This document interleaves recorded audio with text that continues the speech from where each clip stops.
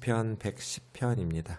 1절에서 7절까지 교독하겠습니다.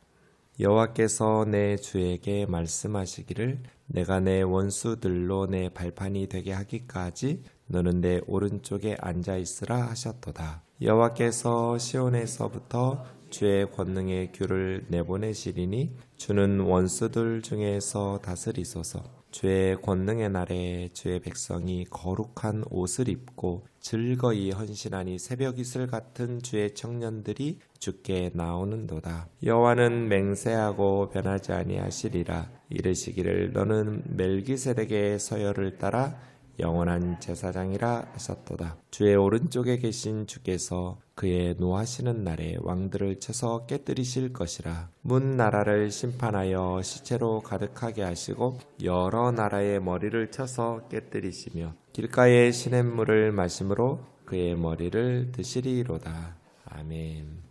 시편 110편은 유대인들이 다윗이 메시아를 예언하면서 지은 시라고 믿고 있었고, 또 이런 해석에 대해서는 1세기 사해바다 근처에 있었던 쿰란 공동체뿐 아니라 초대교회의 교부들도 또 예수님 시대의 바리새인들도 이의를 달지 않았습니다. 그래서 시편 110편은 메시아에 대한 예언으로 가장 중요한 시편 중에 하나이고, 그래서 신약 성경에서 가장 많이 인용된 구약 성경이 시편 110편이에요.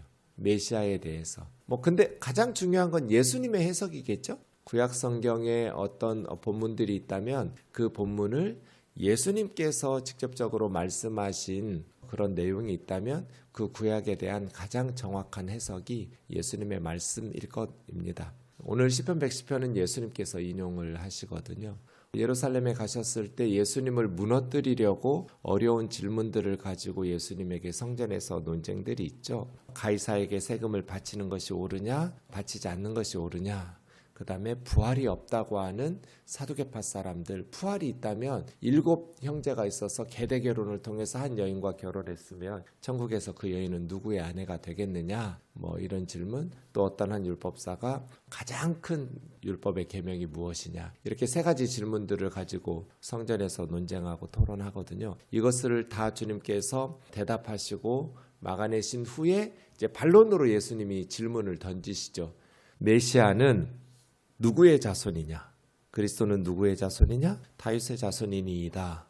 그때 이 시편 110편을 인용하시면서 다윗은 성령에 감동하여 그리스도를 그의 주님이라고 주라고 불렀는데 어떻게 그의 자손이 되겠느냐? 이렇게 바리새인들에게 질문을 던지셨을 때 더 이상 바리새인들이 대답하지 못하는 KO패를 당하는 이런 본문들의 시편 110편이 인용되었습니다. 그러니까 예수님 말씀들을 보면 시편 110편은 예수님께서 묵상하면서 자신에 대해서 예수님의 자기 정체성, 예수님은 예수님 자신을 어떤 존재로 인식하면서 사역하셨는가, 이렇게 질문을 던져볼 때 시편 110편이 굉장히 예수님이 이런 자신의 신분을 이해하시고 가르치신 것으로 알 수 있습니다.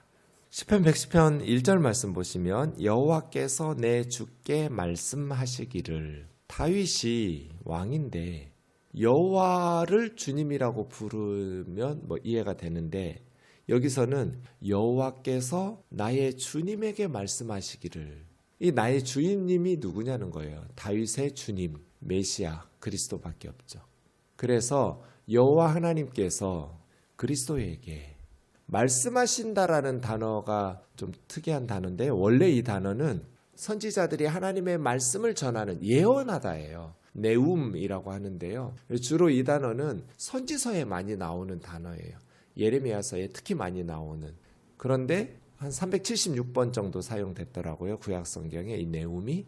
근데 대부분 예언서에 나오고요. 예언서 외에는 20번밖에 사용되지 않았고 시편에는 여기 한 번밖에 사용하지 않았어요. 이 말씀이라고 번역된 네움이에요. 이거는 하나님께서 선지자들을 통해서 예언하셨다.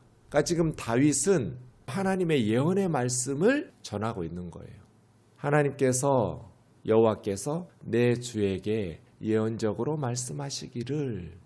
뭐라고 말씀하셨어요? 내가 하나님이죠, 여호와예요. 내가 너의 원수들을 복수예요. 그러니까 그리스도의 원수들이 많아요. 복수니까요. 너의 발판이 되게 하기까지. 여러분 여호수아 10장 말씀에 보면 이제 여호수아와 이스라엘 백성들이 가나안을 정복할 때 가나안 남부 지역이 5 왕이 있었거든요. 가나안 남쪽의 5 나라 왕들을 체포해 왔을 때 여호수아가 모든 백성들을 모으고 그 군대의 대장들, 군대의 그 사령관들에게 그 가나안 남부왕 5명의 목을 밟으라고 여호수아가 명령해요. 그러니까 전쟁을 하고 이제 전쟁의 승리가 확정되고 나면 상대방의 왕들이 체포되어서 승전한 나라의 왕이나 장군 앞에 끌려올 거잖아요. 그때 고대 전쟁의 풍습이 이제 왕이나 귀족들의 목을 밟는 거예요. 그러니까 원수들의 목을 밟는다는 것은 전쟁이 끝난 거예요.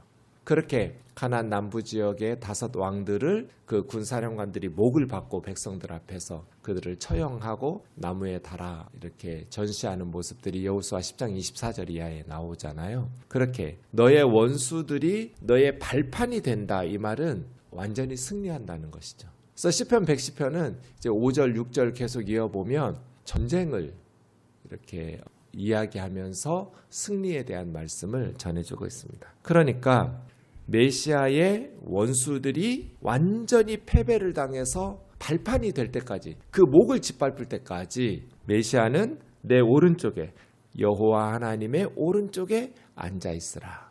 최후의 승리의 그날까지 하나님의 우편에 앉아 있으라, 이거죠. 하나님의 오른쪽에 앉아있다라는 것은 2 가지 의미가 있겠죠. 첫 번째는 영광스러운 자리죠. 하나님의 오른쪽에 영광이죠. 권위와 힘과 능력과 그런 영광스러운 자리인데, 더 중요한 의미는 통치예요.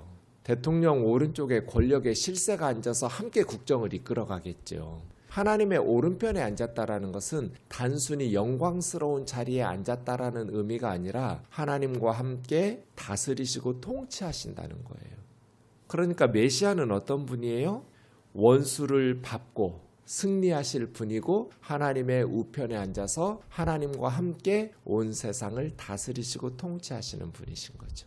이렇게 그리스도는 하나님 나라의 왕이시다. 왕으로 다스리시고 통치하시는데, 사실은 이제 왕 대신 하나님께서 오른편에 앉은 그리스도를 통해서 다스리니까 하나님의 대리자, 하나님의 에이전트, 이런 통치자이신 그리스도, 하나님의 뜻대로 온 세상을 다스리시는 분, 이렇게 1절을 보면 되겠습니다.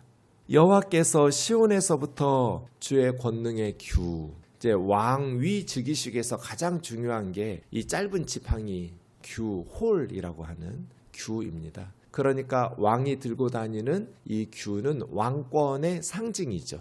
하나님께서 시온에서 메시아에게 왕으로 규를 보내신다는 거잖아요. 왕의 권세를 상징하는 규를 주시고, 주님은 원수들 중에서 다스리소서, 원수들을 다스리는데 전쟁이거든요. 승리하시는. 그래서 3절에 주의 권능의 날은 전쟁의 날이에요. 전쟁의 날에. 왜냐하면 이 시편 110편 전체가 5절 6절 보세요.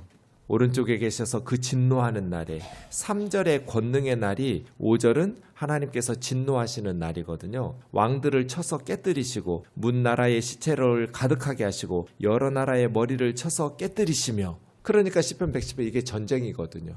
그래서 3절에 권능의 날에, 이 말은 그리스도께서 악한 하나님을 대적하여 높아진 모든 사단의 세력들, 하나님을 거부하고 하나님을 대적하는 모든 권세들, 모든 영적인 권세들, 세상의 모든 원수들을 심판하시려 나아가시는, 그 원수를 이제 짓밟을 때까지, 발판이 될 때 할 때까지, 주의 권능의 날에 주의 청년들이, 새벽 이슬 같은 주의 청년들이 즐거이 주께로 나와서 헌신하는, 그러니까 이 청년들이 헌신하는 거는 그냥 단순히 봉사하려고 주님께 나오는 것이 아니라 전쟁터에 참여하는 거예요. 이 영적 전쟁에서 그리스도 혼자 싸우시는 것이 아니라 이 주의 권능의 날에 새벽 이슬 같은 청년들이 목숨 걸고 함께 주님과 함께 싸우려고 전쟁터에 헌신하는 거예요. 주의 권능의 날에 주의 백성들이 거룩한 옷은 제사장들이 입는 옷이잖아요. 그러니까 이스라엘은 제사장 나라거든요. 왕 같은 제사장들. 구원받은 하나님의 백성들은 거룩한 옷, 제사장들의 옷을 입고 즐거이 헌신하는, 목숨 걸고 싸워야 되는 영적 전쟁터에 억지로 끌려가는 것이 아니라 즐거이 헌신하는 거예요. 그냥 자발적으로 기꺼이. 이거는 예수님에 대한, 그리스도에 대한 그리스도의 제자들, 그리스도의 백성들인 우리들의 그러한 자발적인 헌신이죠. 선교사님들 보세요. 위험한 나라인 줄 알면서도 기쁘게 자신들의 삶을 헌신하면서 아이들 끌고 선교지로 가잖아요. 지금도 북한에 우리 억류된 선교사님들 위험한 줄 알면서도 주님의 이 영적 전투를 위해서 죽어가는 영혼들을 살려내기 위해서 사단의 나라를 무너뜨리고 예수 그리스도의 나라를 세워서 예배하는 교회들을 만들어내기 위해서 즐거이 헌신하잖아요. 억지로 끌려가는 것이 아니라 전쟁터에, 영적 전투의 현장에 기꺼이 즐겁게 자발적으로 헌신하는데, 새벽 이슬은 가나안 땅은 거기가 건조한 땅이잖아요. 비가 없는 지역이에요.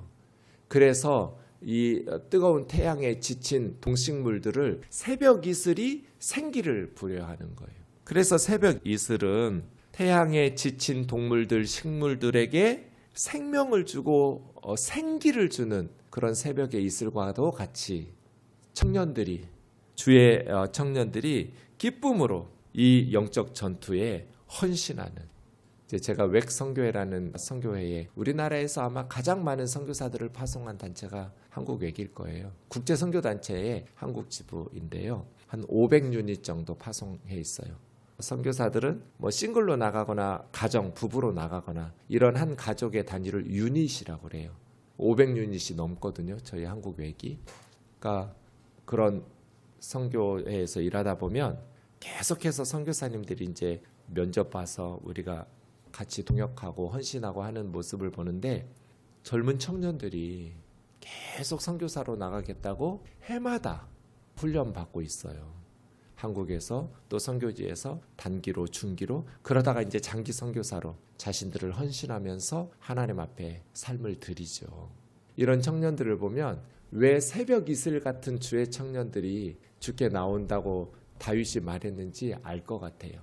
그 청년들의 헌신의 모습들을 보면 그냥 생기가 하나님의 나라에, 우리 예수님에게, 또 선배 동역자들에게 그냥 새벽 이슬 같은 존재들이에요. 기쁘게 헌신하는 젊은 청년들, 세상의 일들에 관심 있는 많은 자기 친구들 있지만 오로지 주님의 나라에, 주의 복음을 위해서, 하나님의 나라를 위해서 헌신하는 청년들의 모습을 보면 너무 예뻐요.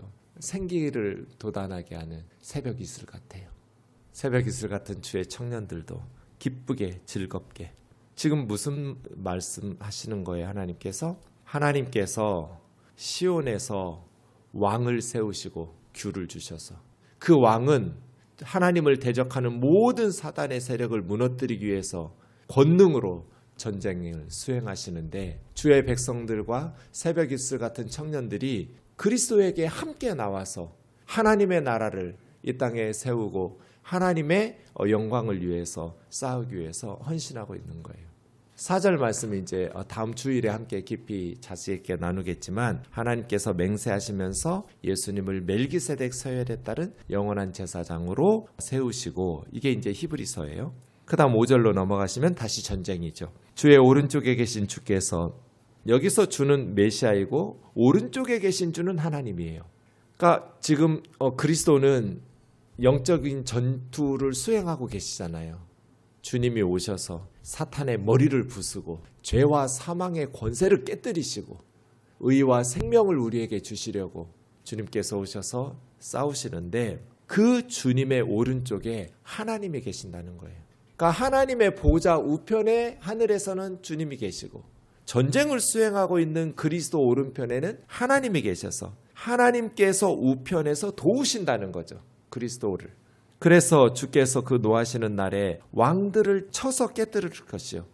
그러니까 노하시는 날은 이제 열방의 죄로 말미암아 하나님을 대적하던 모든 것을 심판하시는 디시전 데이예요. 디데이예요. 완전한 승리를 거두시는 그 날에 왕들은 하나님을 대적하여 높아진 세상의 모든 왕들은 다 무너질 것이고 하나님께서 문 나라를 심판하여 시체로 가득하게 하시고 문 나라, 세상의 모든 나라를 심판하실 거예요. 한국, 중국, 일본, 미국, 러시아 세상의 모든 나라들을 하나님이 심판하셔서 하나님을 대적하여 높아진 모든 불신의 사람들을 시체로 가득하게 하시고 여러 나라의 머리는 왕족들이나 귀족들이겠죠. 또 군대의 장군들이겠죠. 머리를 쳐서 깨뜨리시며 길가의 시냇물을 마심으로 그리스도께서 3절에서는 새벽 이슬 같은 청년들의 헌신을 통해서 용기를 얻으시고 힘을 얻으시고 생기를 회복시켰다면 7절에서는 길가의 시냇물을 통해서 그리스도와 그의 군대는 생기를 회복시키고 길가의 시냇물을 마심으로 영적 전투에서 지치고 피곤하고 목마를 거잖아요. 시냇물을 마시게 될 것이고 그의 머리를 드시리로다. 머리를 든다는 것은 승리예요. 패배자들은 머리를 숙이죠. 다윗이 아들 압살롬의 쿠데타로 인해서 기드론 시내를 지날 때 머리를 숙이고 머리를 다 풀어 헤치고 그런데 전쟁에서 승리하게 되면 머리를 들게 되죠. 예전에 그 양재동에 교회가 있을 때 작은 분식집 국악고등학교 중고등학교 있는 그 옆에 있는 아주 작은 분식집이 하나 있었어요. 이제 저희 교회는 아닌데 다른 교회 다니는 권사님이 일을 하셔서 이렇게 교우들하고 가끔 가곤 했던 분식집인데요. 이제 거기는 국악고등학교 학생들이 와서 분식을 먹어요. 근데 먹는 모습을 보면 저는 몇 학년인 줄 알 수 있어요. 어떻게 알 수 있을까요? 1학년, 2학년은 고개를 숙이고 먹어요. 3학년들은 고개를 들고 자유롭게 먹어요. 위계질서가 예술학교라서 그런지 강하더라고요. 1, 2학년들은 3학년 선배 앞에서 굉장히 예의를 갖춰요. 그렇게 이제 기죽어 살다가 3학년이 되면 이제 거칠 것 없는 고개를 들고 먹는 거죠. 1, 2학년은 고개 숙이고 얼른 먹어요. 3학년은 고개 들고 편하게 먹어요. 고개 든다라는 것은 전쟁터에서 승리를 의미해요. 그래서 시편 110편은 그리스도께서 왕으로 하나님의 세우심을 받아서 모든 대적들을 무너뜨리신다. 이 땅의 죄와 사망의 권세를 깨뜨리시러 왕으로 다스리시고 영적 전투를 수행하신다. 주의 백성들, 특히 새벽 이슬 같은 청년들이 즐거이 헌신하면서 그리스도와 함께. 그러니까 지금 세상은 전쟁 중이에요. 영적 전투 중이죠. 우리 그리스도인은 그리스도의 군대이죠. 우리 지금 신앙생활이 그냥 취미생활 하는 거 아니에요. 죽어가는 영혼을 우리가 승리하면 살려서 함께 천국에 데리고 갈 것이고 우리가 게으르고 우리의 직분에 나태해서 우리가 패배하면 죽어가는 영혼들을 지옥에 빼앗길 것이고 지금 하나님은 전쟁 중이죠. 우리는 주의 군사로서 즐거이 헌신하기 위해서 이 추운 날 새벽에 나와서 기도하고 죽어가는 영혼들을 위해서 또 하나님의 나라를 위해서 온 열방의 선교사들을 위해서 기도하는 것이죠. 반드시 승리하게 하실 우리가 원수들의 목을 밟을 테니까 그리스도와 함께 이 땅에 승리를 확신하면서 주신 사명을 즐거이 헌신하면서 감당하기를 원합니다. 우리가 그럴 때 주님께서 생기를 얻으시는 거죠.